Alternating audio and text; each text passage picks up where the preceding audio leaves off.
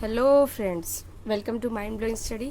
तो हम लोगों ने जो पिछले वीडियो किया था उसमें हमारा ये वाला इम्पॉर्टेंट पॉइंट था जो वो क्या हो गया था, कट हो गया था। इसीलिए हम क्या करेंगे कि इस वीडियो में ये वाला इम्पॉर्टेंट पॉइंट करेंगे और साथ में जो यहाँ पे महत्वपूर्ण शब्द दिए होते हैं, महत्वपूर्ण शब्द, तो इसको करेंगे। ठीक है, तो चलिए पहले इसको कर लेते हैं, उसके बाद आगे वाले को करेंगे। तो सबसे पहले यहाँ पे क्या दिया हुआ है कि पेट्रोलियम के विभिन्न संगठनों और उनके प्रयोग। तो जैसा कि आपको मालूम है, हम लोग ने पीछे वाले वीडियो में पढ़ा था कि पेट्रोलियम में बहुत सारे संगठक होते हैं, जैसे कि पेट्रोल, डीजल, मिट्टी तेल, ये सारी चीज़ें होती है। तो ये जो सारे अलग अलग संगठक होते हैं उसको निकाल कर उसे क्या क्या प्रयोग किया जाता है उसी के बारे में हमको इस वीडियो में पढ़ना है। ठीक है, तो पहला क्या दिया हुआ है कि पेट्रोलियम के संगठक में पहला दिया हुआ है द्रवित पेट्रोलियम गैस, जिसको कि एलपीजी बोला जाता है, यानी लिक्विफाइड पेट्रोलियम गैस। ये हो गया। तो इसका प्रयोग क्या होता है, तो जो हम लोग अपने घर में सिलेंडर का यूज करते हैं उसमें कौन से गैस भर के आते हैं। खाना बनाने के लिए जो सिलेंडर हमारे घर आता है वो आपका उसमें आता है कौन सा गैस, तो एलपीजी ही आता है। तो यहाँ पे लिखा हुआ है कि घरों और उद्योगों में ईंधन के रूप में, तो घर में भी इसका प्रयोग किया जाता है, साथ में उद्योगों में भी ईंधन के रूप में इसका प्रयोग किया जाता है। दूसरा समझ लेते हैं। दूसरा क्या दिया हुआ, पेट्रोल। तो पेट्रोल का प्रयोग कहाँ किया जाता है, तो मोटर ईंधन, यानी कि मोटर के ईंधन में शुष्क धुलाई, यानी कि आप ड्राई वॉश कपड़ा अपना करवाते हैं तो उसमें किसका प्रयोग किया जाता है, तो पेट्रोल का ही प्रयोग किया जाता है। आगे दिया मिट्टी तेल, जिसको कि हम आम बोलचाल की भाषा में केरोसिन तेल भी बोलते हैं। तो मिट्टी तेल को और क्या नाम से जाना जाता है, तो केरोसिन तेल। ठीक है, इसका प्रयोग क्या होता है, तो स्टोव में केरोसिन तेल का प्रयोग होता है। लैंप और जेट वायुयान के लिए ईंधन का प्रयोग किया जाता है। तो आप यहाँ पे देख लीजिए कि मिट्टी तेल का प्रयोग हम कहाँ कहाँ करते हैं, तो स्टोव क्या होता है, उस पर भी हम लोग क्या करते हैं, खाना ही बनाने का काम करते हैं। और साथ में क्या, लैंप, तो लैंप में भी मिट्टी का तेल का प्रयोग किया जाता है। आगे दिया हुआ है डीजल का प्रयोग कहाँ करते हैं, तो यहाँ पे पेट्रोल का प्रयोग और डीजल का प्रयोग। तो आपको ये ध्यान देना होगा कि जो हल्के वाहन होते हैं उसमें पेट्रोल का प्रयोग किया जाता है, और डीजल जो भारी वाहन होते हैं उसमें डीजल का प्रयोग किया जाता है। जैसे कि ट्रक, ट्रैक्टर वगैरह, ये सब भारी वाहन है, उसमें किसका प्रयोग किया जाता है, तो आप बताएंगे डीजल। लेकिन मोटरसाइकिल, स्कूटर, ये सारी छोटे छोटे वाहन है, कार, तो उसमें किसका प्रयोग किया जाएगा, तो पेट्रोल का प्रयोग किया जाएगा। तो यहाँ पे दिया हुआ है कि भारी मोटर वाहनों और विद्युत जनित्रों के लिए ईंधन के रूप में प्रयोग किया जाता है किसका, डीजल का। आगे दिया हुआ स्नेहक तेल। तो स्नेहक तेल का प्रयोग कहाँ करते हैं, तो यहाँ पे स्नेहन में। ठीक है, स्नेहन मतलब क्या कि घर्षण कम करने के लिए हम जो प्रयोग करते हैं वो स्नेहक तेल, यानी कि किसी भी चीज़ का घर्षण कम करना होगा तो हम किसका प्रयोग करेंगे, तो स्नेहक तेल का प्रयोग करेंगे। ठीक है, आगे दिया हुआ है पैराफिन मोम। मोम का प्रयोग कहाँ करेंगे, पैराफिन मोम, ये भी किससे बनते हैं, तो पेट्रोलियम से ही बनते हैं। इसका प्रयोग किस किस में आता है, तो मरहम बनाने में, मोमबत्ती में, वैसेलिन आदि। मरहम, मोमबत्ती और वैसेलिन, ये चीज़ें आपको ध्यान रखना होगा। आपको सुनने में अजीब लगता होगा कि जो वैसेलिन है, जो हम लोग ठंडे के दिन में हमारा स्किन ड्राई हो जाता है तो जिसका प्रयोग करते हैं वो भी किससे बनता है, तो पेट्रोलियम से ही बनाया जाता है। तो आपको ये ध्यान रखना होगा कि मरहम, मोमबत्ती और वैसेलिन आदि में पैराफिन मोम का प्रयोग किया जाता है। आगे है बिटुमिन। बिटुमिन का प्रयोग कहाँ किया जाता है, तो इसका प्रयोग पेंट एवं सड़क निर्माण में किया जाता है। तो बिटुमिन का प्रयोग कहाँ किया जाता है, तो पेंट और सड़क निर्माण में। तो ये चीज़ें आपको क्या हो गई, समझ में आ गई। ठीक है, अब आगे हम लोगों को ये समझना है। ठीक है, आगे ये दिया हुआ है कि ये कोयला गैस, कोल तार, कोक, जीवाश्म ईंधन, प्राकृतिक गैस, पेट्रोलियम का परिष्करणी। ठीक है, तो ये सारी चीज़ों के बारे में हम लोगों ने क्या कर लिया है कि अपने पीछे वाले वीडियो में कर लिया है। ठीक है, लेकिन अभी हम इसको क्या करेंगे, फटाफट रिवीजन करेंगे। उससे भी पहले यहाँ पे हम थोड़ा सा समझ लेते हैं कि कोयला, पेट्रोलियम और प्राकृतिक गैस जीवाश्म ईंधन है। ठीक है, तो ये सारी चीज़ें आपको पता चल गई है, लेकिन फिर भी एक बार समझ लेते हैं कि कोयला, पेट्रोलियम और प्राकृतिक गैस ये कैसा ईंधन है, तो जीवाश्म ईंधन। इसको जीवाश्म ईंधन क्यों बोला जाता है, क्योंकि इसमें जीवों के अंश होते हैं। ठीक है, आगे जीवाश्म ईंधन का निर्माण सजीवों के मृत अवशेषों से लाखों वर्ष पूर्व हुआ था। तो जीवाश्म ईंधन का निर्माण कैसे होता है, तो जो मृत जीव होते हैं वो क्या होते हैं, उनके अवशेष लाखों वर्ष तक पड़े दबे हैं, जब उन पे उच्च ताप और उच्च दाब लगता है तो वो किस में परिवर्तित हो जाते हैं, तो जीवाश्म ईंधन में परिवर्तित हो जाते हैं। आगे जीवाश्म ईंधन समाप्त होने वाला संसाधन है। तो आप सोचिए कि अगर मृत जीव, अगर हम बहुत ज़्यादा जीवाश्म ईंधन का प्रयोग करेंगे तो आपको जीवाश्म ईंधन बनने में काफ़ी लंबा समय लगता है, यानी लाखों वर्ष।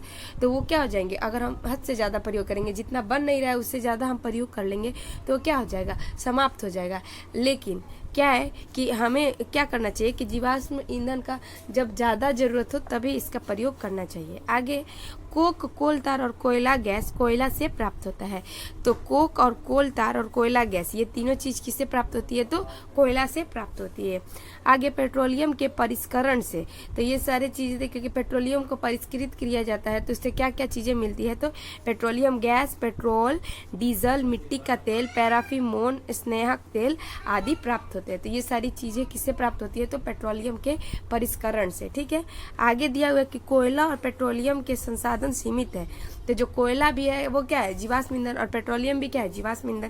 तो ये दोनों ही क्या है, संसाधन क्या है, सीमित है। हमें इनका नियोजित उपयोग करना चाहिए। मतलब क्या कि हमें इनका जब जरूरत हो तभी इनका प्रयोग करना चाहिए, अत्यधिक इसका प्रयोग नहीं करना चाहिए। ठीक है, तो हम प्रमुख शब्दों को पढ़ते हैं यहाँ पे, तो हम इसके शॉर्ट नोट्स करते हैं। ठीक है, तो कोयला और पेट्रोलियम हमारे चैप्टर का नाम था, और वो कौन सा चैप्टर था, 5। सबसे पहले समझ लेते हैं प्राकृतिक गैस।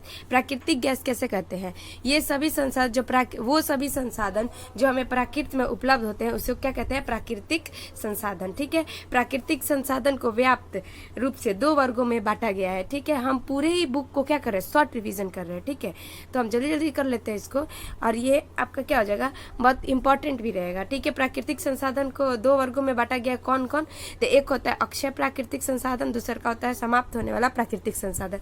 तो अक्षय प्राकृतिक संसाधन किसे कहते हैं, तो ये संसाधन प्रकृति में असीमित मात्रा में उपस्थित होते हैं और मानवीय क्रियाकलापों से समाप्त होने वाले नहीं है।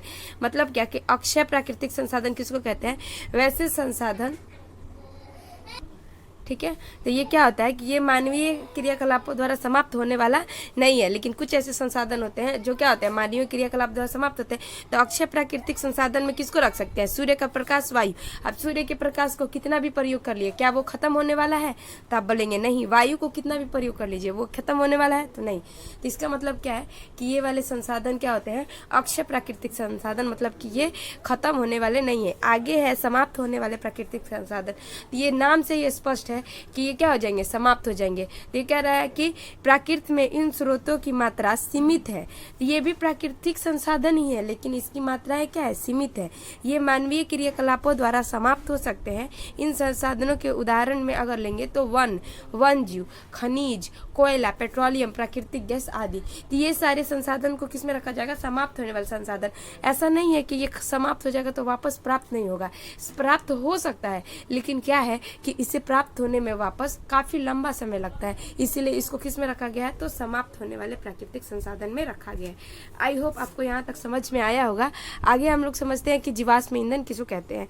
जीवाश्म ईंधन किसको कहते हैं, सजीव प्राणियों के मृत अवशेष जीवाश्मों से होता है, अतः इन्हें जीवाश्मी ईंधन कहते हैं। मतलब क्या कि सजीव प्राणियों के मृत अवशेष, जब सजीव प्राणी मृत हो जाते हैं तो उनके अवशेष से जो हमें प्राप्त होता है उसी को क्या बोलते हैं, जीवाश्म ईंधन बोलते हैं। ठीक है, कार्बनीकरण किसे कहते हैं। ठीक है, मृत वनस्पतियों के धीमे प्रक्रम द्वारा कोयले में परिवर्तन को कार्बनीकरण कहते हैं। मतलब कि मृत वनस्पति, जो वनस्पति मृत हो जाते हैं वो धीरे धीरे किसमें परिवर्तित हो जाते हैं, तो कोयला में, और यही क्या कहलाता है, कार्बनीकरण। ठीक है, समझ में आ रहा होगा आपको। ठीक है, आगे समझते हैं कोयला के बारे में। कोयला क्या होता है, यह पत्थर जैसे कठोर और काले रंग का होता है। तो कोयला कैसा होता है, आप लोगों ने भी देखा होगा कि कोयला कैसा होता है, ये पत्थर जैसे काले रंग के कठोर पदार्थ होते हैं। पकाने हेतु, खाना बनाने हेतु उपयोग आने वाले ईंधनों में कोयला एक है। ठीक है, तो खाना बनाने के लिए इसका प्रयोग किया जाता है। पहले इसका प्रयोग रेल इंजनों को चलाने के लिए भाप बनाने में किया जाता था। तो आपको पता होगा कि पहले रेल इंजन कोयला पर चला जाता है, लेकिन अभी तो विद्युत पे चलाया जाता है। तो लेकिन पहले का जो कोयला रेल था वो किस पे चला जाता था, तो कोयला पर भाप बनाने के लिए इसका प्रयोग किया जाता था। इसका उपयोग तापीय शक्ति संयंत्रों में विद्युत उत्पन्न करने हेतु भी किया जाता है। तो इसका प्रयोग कहाँ कहाँ होता है आप लोगों ने देख लिया। आगे समझते हैं क्या, कोक। ठीक है, यह एक कठोर संरंध्र और काला पदार्थ है। यह कार्बन का लगभग शुद्ध रूप है। तो कार्बन का यहाँ पे कार्बन हो गया, यह कार्बन कर लीजिए। कार्बन का लगभग शुद्ध रूप क्या है, कोक है, ठीक है। और कोक का उपयोग इस्पात के औद्योगिक निर्माण और बहुत से विद्युतों के निष्करण में किया जाता है। तो बहुत से धातुओं के निष्करण में, यानी कि बहुत से धातुओं को भी निकालने में इसका प्रयोग किया जाता है, किसका, कोक का, ठीक है। आगे समझते हैं क्या है, कोल तार के बारे में दिया हुआ है कि कोल तार किसे कहते हैं। ये सारे हमारे महत्वपूर्ण शब्द में थे, ठीक है। तो कोल तार किसे कहते हैं, यह अप्रिय गंध वाला काला गाढ़ा द्रव होता है। तो कोक जो पढ़े थे हम लोग ने, वो क्या था, कठोर और काला पदार्थ था, ठीक है। लेकिन कोलतार क्या है, ये अप्रिय गंध वाला, मतलब इसका गंध क्या होता है, अच्छा नहीं होता है। और ये कैसा होता है, काला गाढ़ा द्रव होता है। ये लगभग 200 पदार्थों का मिश्रण होता है, इसमें लगभग 200 पदार्थ मिले हुए होते हैं। कोलतार से प्राप्त उत्पादनों का उपयोग प्रारंभिक पदार्थों के रूप में दैनिक जीवन में काम आने वाले विभिन्न पदार्थों के औद्योगिक निर्माण में तथा उद्योग में, जैसे कि संश्लेषित रंग, तो जो रंग बनाए जाते हैं उसमें भी किसका प्रयोग किया जाता है, कोलतार का। औषधि, विस्फोटक, सुगंध, प्लास्टिक पेंट, फोटोग्राफिक सामग्री, छत निर्माण सामग्री इत्यादि में भी कोलतार का प्रयोग किया जाता है। तो आप लोगों को समझ में आया कोलतार का प्रयोग कहाँ कहाँ किया जाता है, ठीक है। आगे समझते हैं कोयला गैस के बारे में। कोयला गैस के बारे में क्या है कि कोयला के प्रक्रमण द्वारा कोक बनाते समय, तो आपको ये पता ही है कि कोयला से ही हमें कोक और कोलतार और कोयला गैस प्राप्त होते हैं। तो यही दे रहा है कि कोयले के प्रक्रमण द्वारा कोक बनाते समय कोयला गैस प्राप्त होता है। जब कोयला से हम कोक बनाते हैं तो उस समय कोई गैस निकलता है, उसी को क्या बोलते हैं, कोयला गैस। यह उद्योग प्रक्रमण संयंत्रों के निकट स्थापित बहुत से उद्योगों के ईंधन के रूप में प्रयोग किया जाता है। तो इसका प्रयोग भी हम किसके रूप में करते हैं, तो ईंधन के रूप में करते हैं। आगे यहाँ पे समझ लेते हैं कि पेट्रोलियम के बारे में दिया हुआ है। पेट्रोलियम के बारे में, ईंधन के रूप में पेट्रोल का प्रयोग हल्के स्वचालित वाहन जैसे कि मोटरसाइकिल, पेट्रोलियम नहीं है, सॉरी, यहाँ पे क्या है, यहाँ पे देखिए पेट्रोलियम के बारे में ही दिया हुआ है कि ईंधन के रूप में पेट्रोल यहाँ पे दिया, पेट्रोल से ही क्या बनता है, पेट्रोलियम से ही हमारा क्या बन जाता है, पेट्रोल।